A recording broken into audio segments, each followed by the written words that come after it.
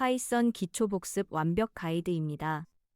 변수부터 함수까지 실무에서 가장 많이 사용하는 1가지 핵심 개념을 배웁니다. 이번 강의에는 퀴즈 8개가 포함되어 있어 학습한 내용을 바로 확인할 수 있습니다. 이번 강의에서는 변수와 데이터 타입, 리스트와 튜플, 딕셔너리, 반복문, 조건문, 함수, 그리고 리스트 컴프리헨션을 배웁니다. 마지막으로 퀴즈를 통해 배운 내용을 복습하겠습니다. 첫 번째 개념은 변수와 데이터 타입입니다. 변수는 데이터를 담는 그릇으로, 파이썬은 동적 타이핑 언어라서 값을 할당할 때 자동으로 타입이 결정됩니다. 4가지 기본 타입이 있습니다. 정수형은 소수점 없는 숫자, 실수형은 소수점 있는 숫자, 문자열은 따옴표로 감싼 텍스트, 분리는 true 또는 false입니다. 변수와 데이터 타입 예제 코드를 살펴봅시다. age 변수에 25를 할당하면 자동으로 정수형이 되고 타입 함수로 확인하면 int 클래스가 출력됩니다. height 변수에 175.55를 넣으면 실수형이 되고 name 변수는 따옴표로 감싼 문자열이 됩니다. is developer는 true를 넣어서 불린 타입이 되었습니다. 이처럼 타입 함수로 변수의 타입을 언제든지 확인할 수 있습니다. 타입 변환의 중요성을 이해해야 합니다. 숫자처럼 보이는 문자열과 실제 숫자는 완전히 다릅니다. 문자열 100과 200을 더하면 인 200이라는 문자열이 됩니다. 이런 타입 혼동을 방지하려면 int, float, str 함수로 명시적 변환을 해야 합니다. 타입 함수로 타입을 항상 확인하고 프로젝트가 커질수록 타입 관리가 더욱 중요해집니다. 두 번째는 리스트와 튜플입니다. 리스트는 여러 데이터를 순서대로 담는 가변 자료 구조입니다. 대괄호로 생성하고 자유롭게 수정할 수 있습니다. 튜플은 소괄호로 생성하며 한 번 만들면 수정할 수 없습니다. 인덱스는 0부터 시작하고 append 메서드로 리스트에 요소를 추가할 수 있습니다. 리스트와 튜플 예제를 봅시다. fruits 리스트에 3개의 과일을 담고 인덱스 0으로 첫 번째 요소인 사과에 접근합니다. append 메서드로 오렌지를 추가하고 인덱스 1의 값을 포도로 수정했습니다. 반면 튜플은 수정이 불가능합니다. coordinates 튜플의 값을 바꾸려고 하면 type error가 발생합니다. 변경되면 안 되는 데이터는 튜플로 저장하세요. 세 번째는 딕셔너리입니다. 딕셔너리는 키와 값의 쌍으로 데이터를 저장하는 자료 구조입니다. 중괄호로 생성하고 키를 통해 값에 빠르게 접근할 수 있습니다. 순서가 아닌 의미로 데이터를 관리할 때 매우 유용하며 n 연산자로 키 존재를 확인하고 get 메서드로 안전하게 조회할 수 있습니다. 딕셔너리 예제를 살펴봅시다. 유저 딕셔너리를 중괄호로 생성하고 name, age, 3개의 키값상을 정의했습니다. name 키로 김개발이라는 값에 접근하고 job이라는 새 키의 개발자를 추가했습니다. 연산자로 이메일 키가 있는지 확인한 후 안전하게 값을 출력합니다. 딕셔너리는 실제 사전처럼 키를 통해 값을 찾는 구조입니다. 네 번째는 for문과 while문입니다. 반복문은 같은 작업을 여러 번 수행할 때 사용합니다. for문은 정해진 횟수만큼 반복하거나 리스트를 순회할 때 유용하고 while문은 조건이 참인 동안 반복합니다. break로 반복문을 즉시 종료하고 continue로 현재 반복을 건너뛸 수 있습니다. 반복문 예제를 봅시다. for문으로 fruits 리스트의 모든 과일을 순회하면서 출력합니다. range 함수를 사용하면 0부터 4까지 번 반복할 수 있습니다. while문은 count가 3보다 작은 동안 계속 실행되며 count를 증가시켜서 무한 루프를 방지합니다. 순회할 대상이 명확하면 for문, 조건이 중요하면 while문을 사용하세요. 다섯 번째는 조건문입니다. 조건문은 특정 조건에 따라 다른 코드를 실행합니다. if로 조건을 검사하고 elif로 추가 조건을 검사하며 else로 모든 조건이 거짓일 때의 동작을 정의합니다. 비교 연산자로는 같음, 다름, 크다, 작다, 크거나 같다, 작거나 같다가 있습니다. 조건문 예제를 살펴봅시다. A씨가 15 이상이면 성인입니다를 출력하고 아니면 미성자입니다를 출력합니다. 스코어 변수는 여러 조건으로 학점을 매깁니다. 90점 이상이면 A, 80점 이상이면 70점 이상이면 C, 그 외에는 F입니다. 엘리프는 위에서부터 순서대로 검사하므로 더 구체적인 조건을 먼저 배치하세요. 여섯 번째는 함수입니다. 함수는 특정 작업을 수행하는 코드를 묶어서 이름을 붙인 것입니다. def 키워드로 함수를 정의하고 매개 변수로 입력값을 받으며 return으로 결과를 반환합니다. 기본값 매개 변수를 사용하면 함수 호출이 더 유연해집니다. 함수 예제를 봅시다. greet 함수는 name 매개 변수를 받아서 인사 메시지를 만들고 반환합니다. 함수를 호출하면 코드가 실행되고 결과가 result 변수에 저장됩니다. calculate price 함수는 기본값이 있는 매개 변수를 사용합니다. 할인율을 주지 않으면 0.1이 적용되고 명시적으로 0.1을 전달하면 20% 할인됩니다. 함수는 하나의 명확한 역할만 수행하도록 작성하세요. 일곱 번째는 리스트 컴프리헨션입니다. 리스트 컴프리헨션은 기존 리스트를 기반으로 새로운 리스트를 간결하게 생성하는 파이썬의 강력한 기능입니다. 한 줄로 반복문과 조건문을 표현할 수 있어서 코드가 짧아지고 가독성이 높아집니다.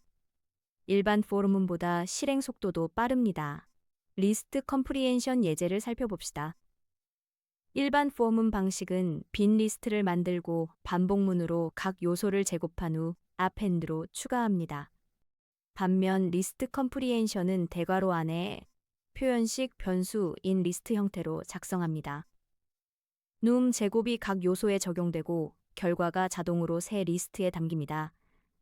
조건을 추가하려면 if를 뒤에 붙이면 됩니다. even squares는 짝수만 제곱한 결과입니다. 첫 번째 퀴즈입니다.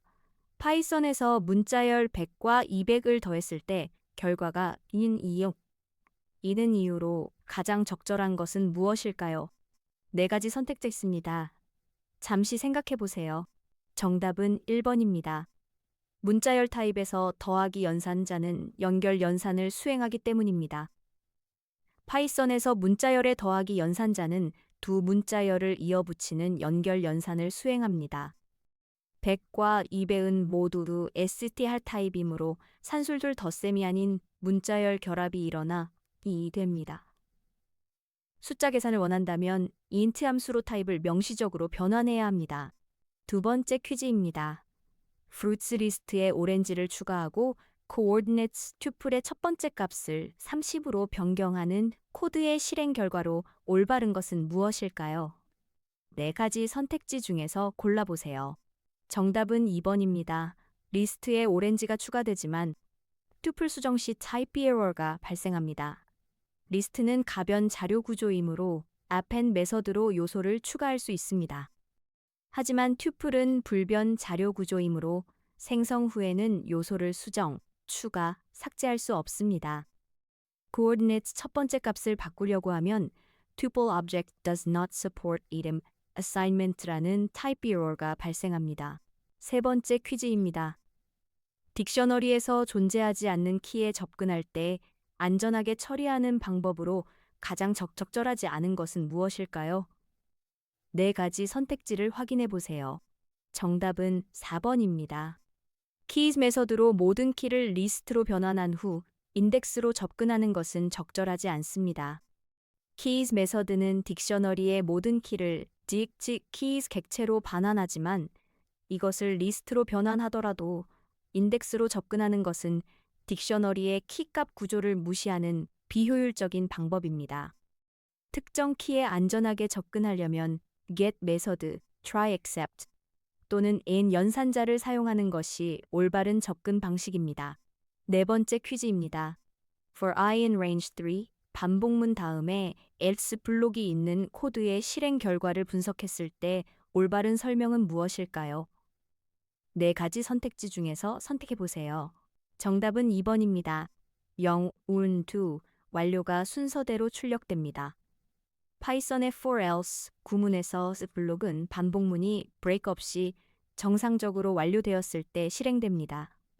이 코드는 range 3로 0, 1, 2를 순서대로 출력한 후 break 없이 정상 종료되므로 else 블록의 완료도 출력됩니다. 이는 반복문에서 특정 조건을 찾지 못했을 때 처리하는 패턴으로 자주 사용됩니다. 다섯 번째 퀴즈입니다.